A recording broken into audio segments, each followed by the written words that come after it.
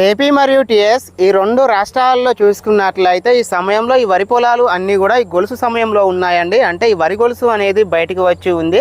అయితే ప్రధానంగా ఇప్పుడు ఈ వరి సాగులలో చూసుకున్నట్లయితే ఎక్కువగా ఈ మానిపండు లేదా ఈ కాటుక తెగులు అనేది చాలా అధికంగా వస్తుంది. అయితే ఇది రావడానికి గల ప్రధాన కారణాలు చూసుకున్నట్లయితే ముఖ్యంగా వచ్చేసి ఈ ఉష్ణోగ్రతలు అనేవి హెచ్చుతగ్గులుగా ఉన్నప్పుడు ఈ వరి సాగులలో ఎక్కువగా వచ్చేసి మానిపండు లేదా కాటుక తెగులు అనేది ఎక్కువగా వస్తూ ఉంటుంది. అంటే ఈ మబ్బులతో కూడిన ఈ వర్షాలు అనేవి ఎక్కువగా ఉండడం, ఈ నైట్ టైంలో చూసుకున్నట్లయితే మంచు అనేది ఎక్కువగా ఉండడం, ఈ డే టైంలో చూసుకున్నట్లయితే ఎండలు అనేవి ఎక్కువగా ఉండడం, ఇలాంటి సమస్యలు అనేవి ఉన్నప్పుడు ఈ వరి సాగులలో ఎక్కువగా వచ్చేసి మానిపండు తెగులు లేదా ఈ కాటుక తెగులు అనేది ఎక్కువగా వస్తూ ఉంటుంది. దీనివల్ల దాదాపుగా ఈ వరి సాగులలో వచ్చేసి 30 నుండి 40% వరకు ఈ దిగుబడి అనేది గణనీయంగా తగ్గిపోయే అవకాశాలు అనేవి చాలా ఎక్కువగా ఉంటాయి. మరి దీని యొక్క నివారణ కోసం మనం ఎలాంటి మందులు ఎంత మోతాదులో స్ప్రే చేసుకోవాలో మనం కనుక చూసుకున్నట్లయితే ముందుగా వచ్చేసి నాటివో అండి. దీన్ని వచ్చేసి మనం ఒక ఎకరానికి 100 నుండి 150 గ్రాముల చొప్పున మనము స్ప్రే చేసుకోవాల్సి ఉంటుంది.